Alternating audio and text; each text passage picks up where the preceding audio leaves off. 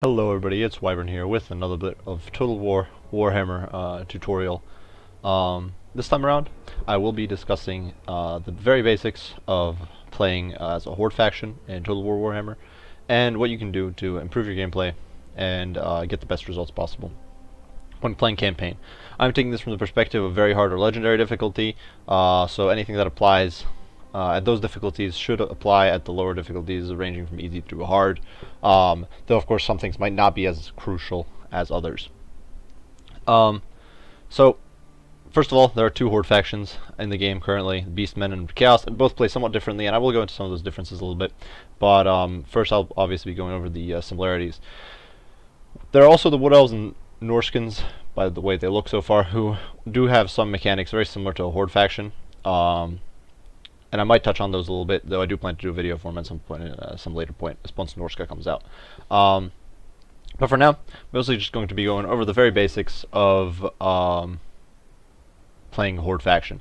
So first and foremost is what you need to be worrying about speccing into, or what you need to worry about in early game. Now, for the two most significant things for Horde faction are income and growth. Growth is less important in the later game. And Beastmen, due to their one of their mechanics, which is the full moon or the dark moon or whatever mechanic, can trigger traits that would increase their growth for a few turns, and they can kind of compensate for a lack of growth they have otherwise. Chaos does not have this, so Chaos really has to invest in growth pretty heavily early on. So growth should always be your priority in early game, because you need to build up your main structure. Up to at least a tier where you can get decent units, and of course you need growth for population to build military structures, whether those be your basic infantry producing structures, tech structures, that sort of thing. And so it's very crucial in early game. It becomes less important in later game, but whenever you set up a new horde, because it obviously has to grow again, it can be very important to invest in their growth. So with Chaos, you obviously want to put, if you have them, you want to put characters or followers that it would improve your growth into your army. And you want to invest in skills such as Tribes of Chaos to improve your Horde growth. Also, I do believe that Beastmen have some tech that improves growth, so definitely that is something you should prioritize in early game.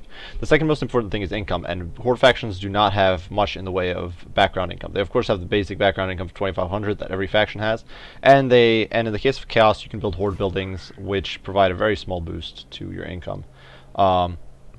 This is the Pelican of Trophies and the Pillar of Skulls buildings.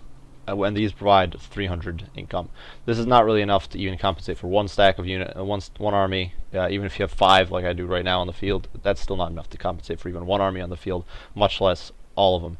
So you're never going to be past a certain point in the game, you're never going to have positive income.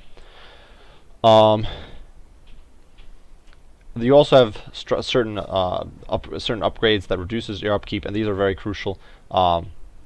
Should make it more affordable to maintain your army. Chaos does have the Reliquary of Chaos and the Mount of Blades, which will improve both your unit experience and reduce your upkeep slightly, so this is very useful. And Beastmen have a structure that reduces their upkeep by up to 50%, but does cut into your growth, so that is something to consider. Now, your main source of income, whether you're playing as Beastmen or Chaos, will be, in the case of Chaos, sacking. In the case of Beastmen, raising settlements. Beastmen, when they take a city, they only have two options. They can either raise it for money or raise it for growth. Chaos can either sack it for money or raise it for growth. Or if, of course, it's the Norscan tribe, they can attempt to awaken it. But, or vassalize it, but that's not something I'd be too concerned about in the case of Chaos, unless you're trying to get Sigvald unlocked. So those are the techs you really want to be investing into. You want to be investing into, after you've invested in growth, you want to be investing in things that improve your capability to raid, as you can see, or sack settlements. As you can see, this army doesn't actually have the tech on it, but that is definitely a tech you should try to invest into if you can. And invest in any technology such as ritual of corruption, erection of ruinous monuments, that sort of thing, that increase your overall income from sacking settlements, or post-battle loot, because that will be your main source of income by far, both for Chaos and for Beastmen. Now, Beastmen can subsidize it a little bit with their raiding, because they have a somewhat easier time replenishing their forces.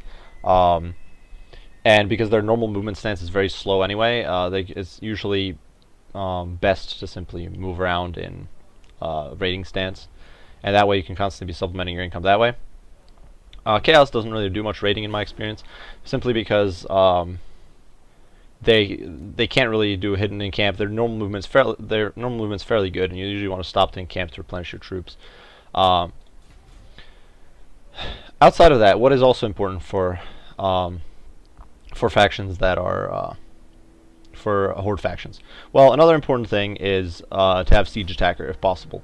For most settlements, barring capital cities, which you might want to build siege equipment for, you will want to have the trait siege attacker so you can simply attack immediately. Now, in the case of Chaos, it is a bit hard to get units that have siege attacker. Sigvald does start off with a Hell Cannon, and Kolek is a siege attacker himself. Archaon does not have any units with siege attacker, and because for Chaos you need to sack a settlement to get money and then raise it later if you want to finish it off for good. It means you can potentially waste 4 turns dealing with a settlement that is like a provincial capital settlement if you want to finish it off for good. So that can definitely, if you don't have siege attacker, whereas there's only 2 normally.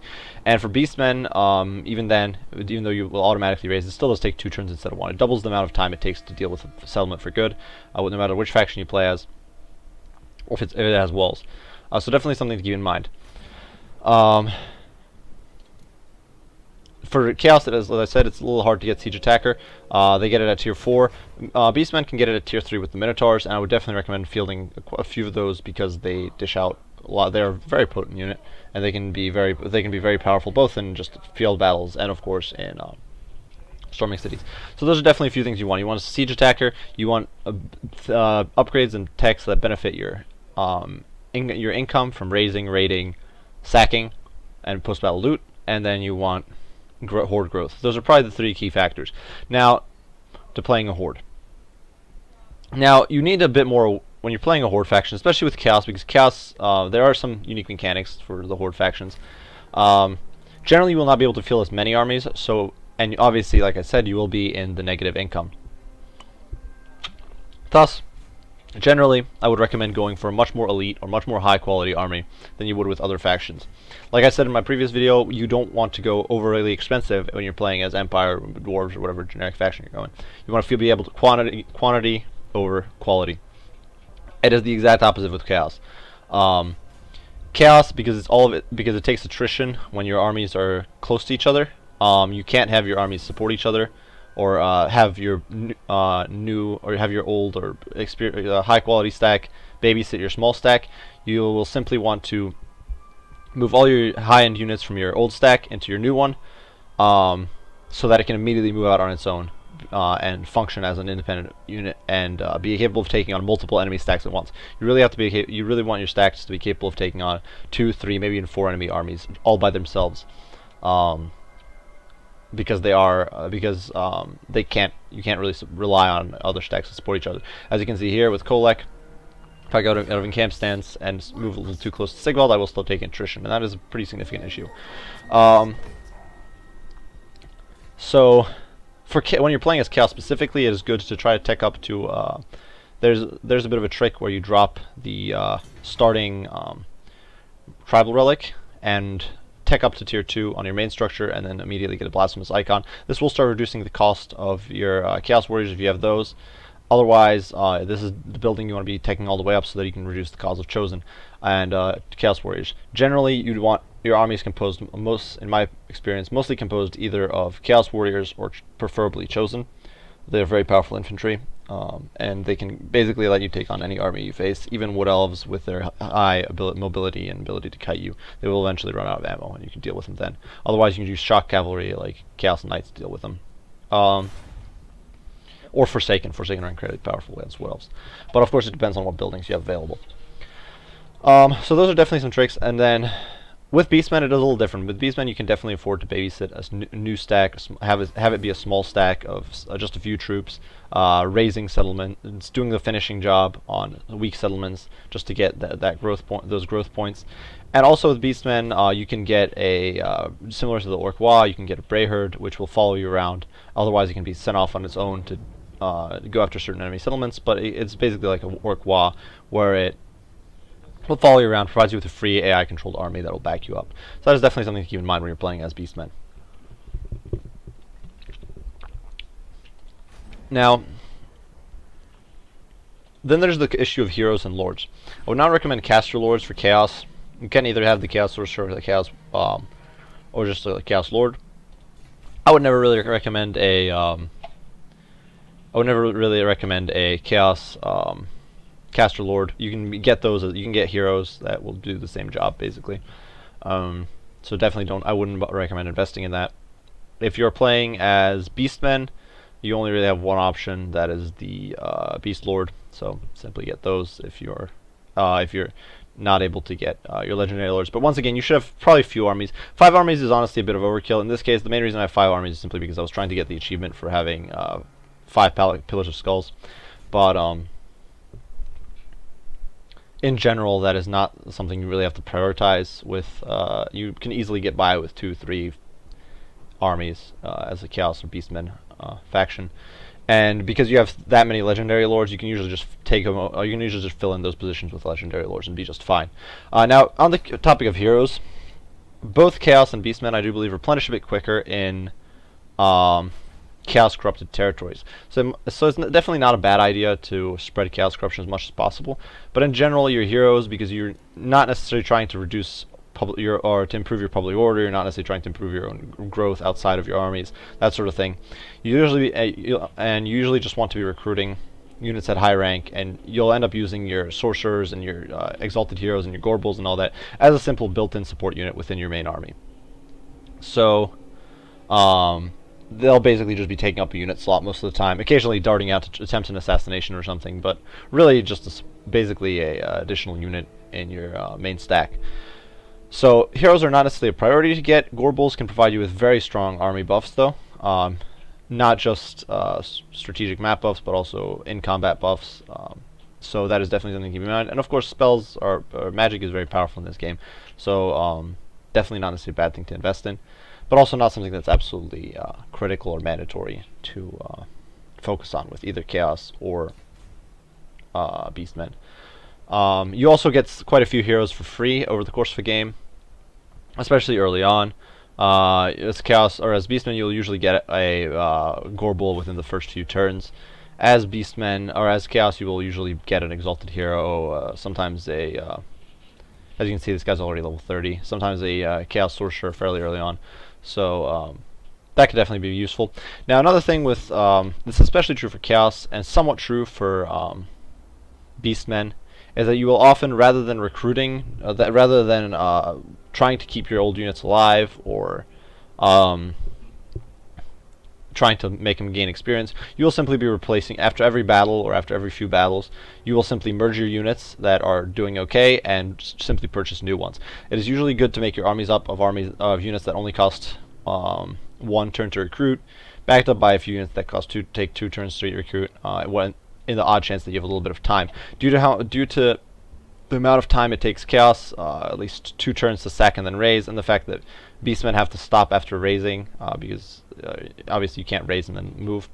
So due to those facts, it can be a little bit difficult to find the time where you have good enough income or you have good enough favor or money in the bank to take those turns to simply raise high-end units. In the case of the Beastmen, they do have, I think it's only 1 unit. I'm not sure about the Chaos Giant. It's a unit I've never really fielded. But the Chaos Giant, I do believe, might take 3 turns. And for Beastmen, the Bestigor takes 3 turns to recruit. Those are units I would not really recommend getting. If it takes more than 2 turns, it's really not worth getting. And if it takes 2, it's usually just a support unit. The Beastmen can definitely build a solid stack of Minotaurs, which do take 2 turns to recruit. And it's not necessarily a bad build. It will be able to trash practically everything you fight against.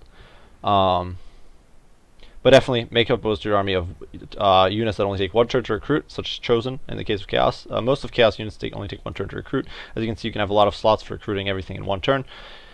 And you make sure you invest a lot in tech and skills that improve your unit's recruit rank, so that way you can get them at almost the same or the same level you had the units you're replacing with them.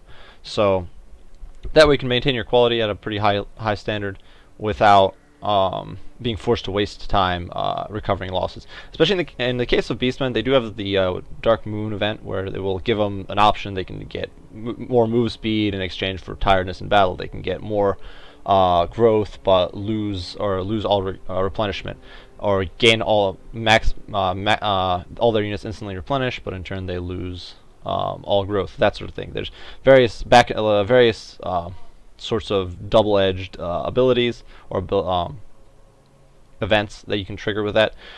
So definitely look out for them and try to utilize them to boost whatever you need at the moment, and you can definitely use those to circumvent the issue with replenishment. With Chaos, you do have nothing of the kind. Your replenishment is very slow and very inefficient, so oftentimes, if you have the money, you will simply be recruiting new units.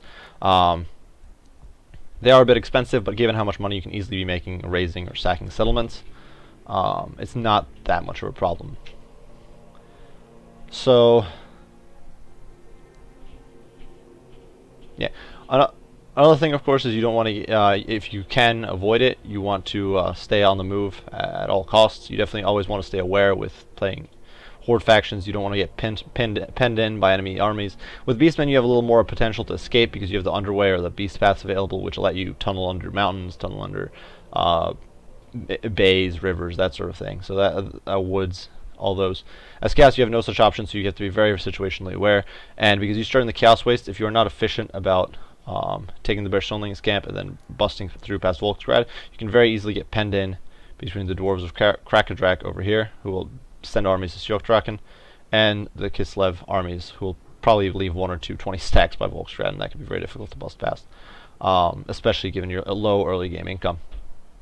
So definitely something you want to prioritize trying to bust out. Beastmen have a much easier start in this sense. Beastmen will have higher growth. They spawn in much more forgiving territories, where it's much easier to choose. You have many more options as to where you want to move. Beastmen spawn here in the southern Badlands with Malagor. Kazrak spawns here in Estalia, and Morgur spawns all the way up north in Nordland, I do believe. So, all the way here. So those are definitely things you want to keep in mind when you're playing as the Horde factions. And that's basically it. As a quick recap, prioritize growth and income from raiding and raising. Make sure to try to keep your unit recruitment times down to a minimum. Make fairly elite armies. You will be in the constant and invest in anything that reduces your army upkeep. Your armies will be fairly elite most of the time, and because you're keeping in a constant state of negative income, or you will often be in a state of negative income. Don't worry about making your armies really high quality. You don't necessarily have to field too many armies, and heroes are not critical or not as important as they are for other factions in the case of Chaos and Beastmen, though they are certainly very helpful. They're not something that will speed up provincial growth or anything like that. And that is basically it. I do hope this guide helps you with if you're playing as a Horde faction, if you're playing as Beastmen or Chaos. If you liked it, do leave a like, or if you enjoyed this video, do leave a like or subscribe down below. If you have any comments, criticism, any requests you'd like to make as to what video I should do next, what you'd like to see tutorialized next, or then definitely leave your comments down below. I will be waiting to make a Wood Elf video until after Wood Elves are, or until after Norska is released, because those two factions do seem to have some similarities in their playstyle, and so I'll probably be doing them together. Though, depending on what Norska looks like, I might simply end up doing the two factions separately with their own specific video. I do appreciate you all for watching, and bye for now.